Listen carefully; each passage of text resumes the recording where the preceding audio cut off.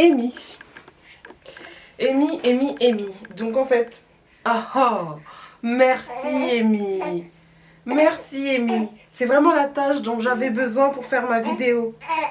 Oui, c'est parfait. Bonjour tout le monde, j'espère que vous allez bien. Alors aujourd'hui j'avais prévu de faire une vidéo tranquillement. Et puis Amy a décidé de se réveiller. So, on va s'adapter. Et on va essayer de tourner la vidéo avec Amy. Cet accouchement, il s'est pas passé du tout comme prévu. Ni cette grossesse, en fait il n'y a rien qui s'est passé comme prévu. Alors on va revenir déjà sur ma grossesse. On va dire 6 à 8 semaines avant l'accouchement, avant mon terme, j'ai vu que j'avais un caillot de sang au niveau de la jambe. Donc du coup j'ai été à l'hôpital et je leur ai dit voilà, je sens une espèce de boule, un bleu, un truc dur au niveau de la cuisse et franchement moi je pense que c'est une phlébite. Du coup eux ils regardent et tout, ils disent bon écoutez nous on n'a pas de phlébologue, en plus c'est dimanche donc revenez dans la semaine pour qu'on puisse voir et faire une échographie mais bon on pense que c'est bénin donc vous pouvez rentrer chez vous. Donc le lendemain moi, tu peux lâcher mon chemisier Amy s'il te plaît? Le lendemain, qu'est-ce qu'il y a ma mourette? Tu veux être debout? Tu en as marre d'être allongée maman? Oh oui, oh oui. C'est la fin du monde. Oui, c'est la fin du monde.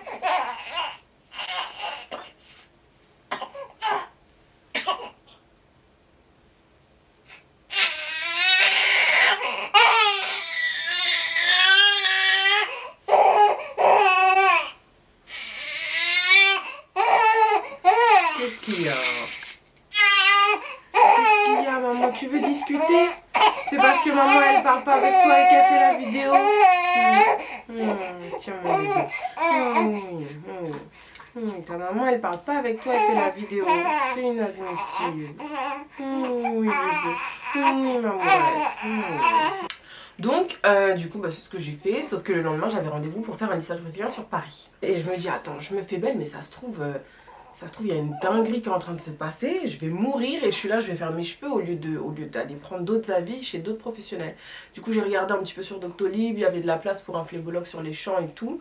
Donc je me suis dit vas-y, je prends rendez-vous et je vais voir tout simplement qu'est-ce qu'il dit.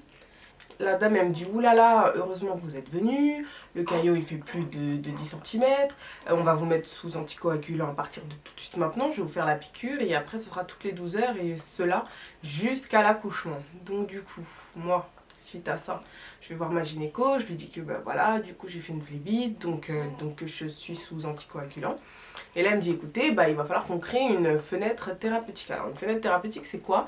C'est un déclenchement. On va fixer une date de déclenchement pour pouvoir justement gérer tous ces problèmes de piqûre, pas piqûre et ceci et cela. Donc du coup elle m'avait fixé comme date le 17 décembre. Donc je devais accoucher le 17 décembre en déclenchement et patati et patata. Et voilà. Sauf que le 9 décembre, je fais la piqûre du coup à 1h du matin. Et juste après la piqûre, je commence à avoir des contractions. Je me dis, waouh. Sachant que, sachez qu'avec cette piqûre, en fait, l'anticoagulant, il n'est pas compatible avec le produit de la péridurale. Ça veut dire que si j'ai fait ma piqûre, je ne peux pas avoir la péridurale sous 24 heures. Il faut attendre 24 heures que le produit il parte de mon organisme. Mais du coup, moi, j'ai fait ma piqûre à 1h du matin, c'est pas à 1h30, je commence à avoir des contractions. Et des contractions rapprochées en plus.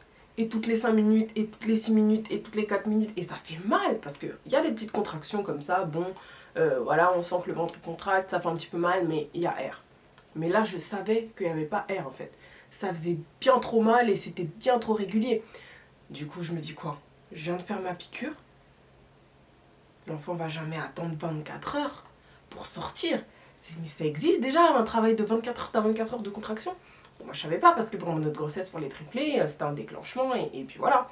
Donc du coup, je souffre, mais je dis rien. Je dis rien parce que je me dis c'est même pas possible. Du coup le lendemain, donc je passe toute la nuit comme ça avec des douleurs. J'arrive quand même un petit peu à dormir, donc voilà c'était gérable. Le matin, je vois que les contractions, elles sont régulières. Je me dis, ah ouais, c'est chaud là. Là, c'est chaud. Là, c'est chaud. Du coup, je commence à faire tout le ménage chez moi parce que je me suis dit, attends, si je pars, il faut pas que mes enfants ils aient une maison en bazar. En fait, j'étais focus genre sur mes enfants, sur ma maison.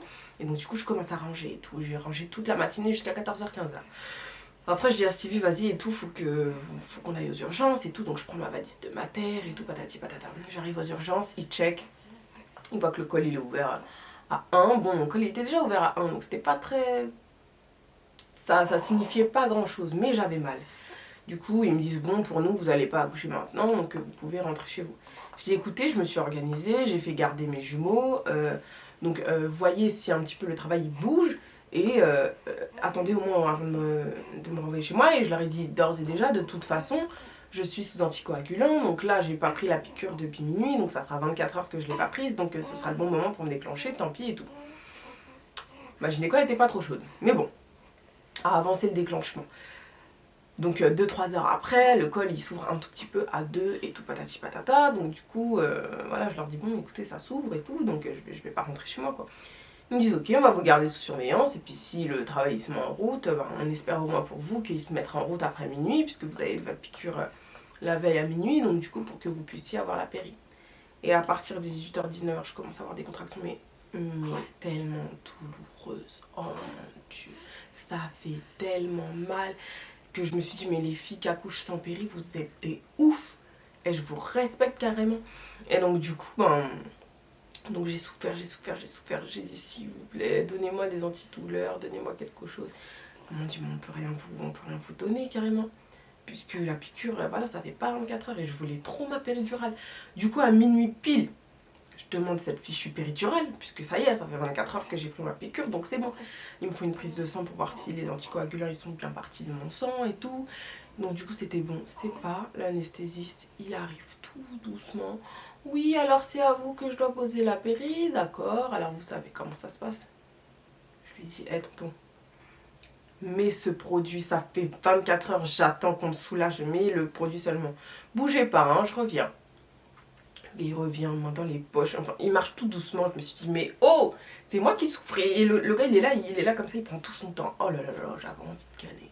Et donc du coup il me dit bon là vous avez des contractions, donc on va attendre que entre deux contractions pour installer la péri, parce que si vous bougez c'est dangereux. La dernière contraction elle était tellement douloureuse, encore plus douloureuse parce que je savais que c'était celle-là qu'on attendait pour poser le truc. En tout cas dès qu'ils m'ont posé le produit... Je sentais encore, hein, le temps que vraiment ça vous shoot correctement, je sentais encore les douleurs, mais oh là là là là, comment ça faisait du bien. Ça m'a soulagée incroyablement. Du coup, 2 heures après qu'on m'ait posé la péri, Amy est née. Incroyable, ça veut dire que 2 heures plus tard, j'ai bien dit 2 heures plus tard, j'aurais dû accoucher sans péridurale. Oh là là là là. Oui, madame. Et voilà, donc à 2 h du matin, elle a pleuré comme ça. Et du coup, on a vu que c'était une baby girl.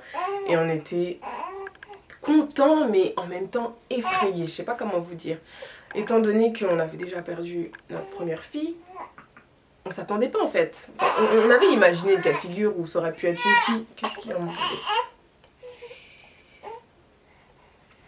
On avait imaginé le cas de figure où c'était une petite fille et tout. On avait choisi un prénom en E au cas où c'était une fille. Mais concrètement, on s'était pas dit qu'est-ce qu'on allait ressentir à ce moment-là.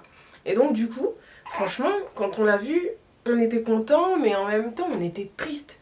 On avait une petite part de tristesse qui faisait que voilà, on savait que qu'on avait quand même perdu notre première fille et que ça allait pas être si facile en fait. Donc du coup, j'ai vu que quand les gens... Quand je vous ai annoncé du coup la naissance de ma fille sur Instagram, beaucoup m'ont dit enfin elle a eu sa fille et tout. Mais en fait là c'est pas aussi simple que ça.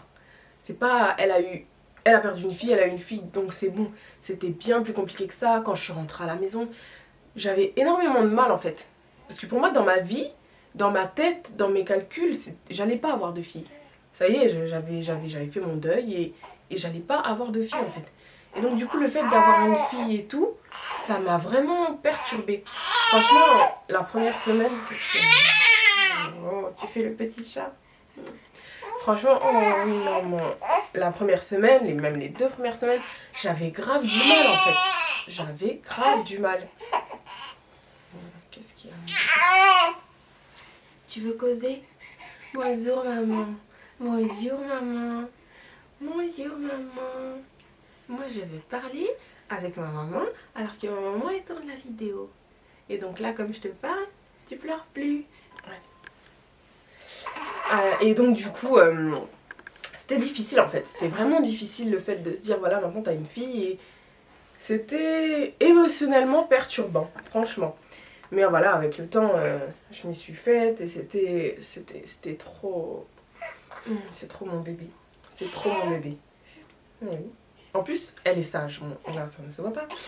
En plus, elle est sage, donc du coup, ça rajoute. Un enfant sage, c'est tellement adorable. Tu te dis, tu lui donnes à manger, tu lui donnes à manger, après, il s'endort, et puis il remange, et puis il dort, et puis il te fait des sourires. Oh là là, c'est incroyable. C'est vraiment incroyable. Après l'accouchement, j'étais dépitée. Vraiment dépitée dans le sens où je sais pas pourquoi. Bon, il y en a qui appellent ça baby blues, baby machin. Je sais pas si c'est ça, mais en tout cas, j'étais dépitée. Tu sais, normalement, tu viens d'accoucher, tu dois être genre grave heureuse et tout. J'étais contente, mais j'avais cette petite part de moi qui était triste. Déjà, j'étais fatiguée, j'étais triste, j'étais... Oh, je m'aime pas, mon ventre il me dégoûte, tu sais, t'as ce dégoût de ton corps. Parce qu'en fait, moi, quand j'étais enceinte, j'étais à l'aise. J'étais vraiment à l'aise, le fait d'être enceinte, j'appréciais grave m'habiller quand j'étais enceinte. Et là, le fait de ne plus avoir ce ventre, en fait, que je kiffais tant, parce que moi, pour moi, une femme enceinte qui se sape et tout, qui s'apprête, c'est trop joli. Mais quand j'ai accouché, je me suis dit, ah ouais, j'ai plus mon ventre. Et je me sentais trop moche, trop grosse, trop tout. Et franchement, j'étais dégoûtée. Je me suis dit, mais comment je vais faire? Et moi, je me suis toujours dit, dès que j'ai fini de faire mes enfants et tout, il faudra que je refasse mon ventre. Mais avec 3 enfants en bas âge, c'est impossible d'aller faire une abdominoplastie. Qui va s'occuper de mes enfants? Et mes enfants, ils vont pas comprendre. Quand je vais pas pouvoir les porter, rigoler avec eux, jouer avec eux, ils vont se dire, mais attends, pourquoi ma mère... Elle reste allongée, alitée pendant un mois, et un bébé comme ça a trop besoin de sa maman. Et de toute façon, même n'importe quel chirurgien, il vous opère pas tout de suite après avoir accouché, il faut attendre un petit peu. Donc du coup, tout ça, je me suis dit, putain, je vais pas être fraîche de sitôt, ou me rapprocher de ce que j'aimerais être, en tout cas et tout. Et je sais pas, ça m'a grave déprimée de me dire que je vais rester comme ça, avec un ventre tout dégueulasse que je déteste. Je me sens grosse, j'ai envie de perdre 10 kilos. Et puis c'est difficile, tu vois, de faire un régime, tu as envie de faire un régime, mais en même temps t'es enfermé chez toi avec un bébé. Un bébé qui te réveille, un bébé qui fait que des micro-siestes. En fait, t'as qu'une envie, c'est de bouffer, en fait, chez toi. Chez toi, t'as qu'une envie, c'est ça, c'est de manger et encore manger. Donc franchement, voilà. C'est un petit peu compliqué. Quand tu viens d'accoucher, t'es vraiment triste. T'es vraiment triste. Ok. Donc voilà, en tout cas je vous fais des gros bisous, n'hésitez pas à vous abonner à ma chaîne, n'hésitez pas à vous abonner à mon Instagram, je vous le mets juste là, par là, là. Et puis voilà, je vous fais des gros bisous. Mouah.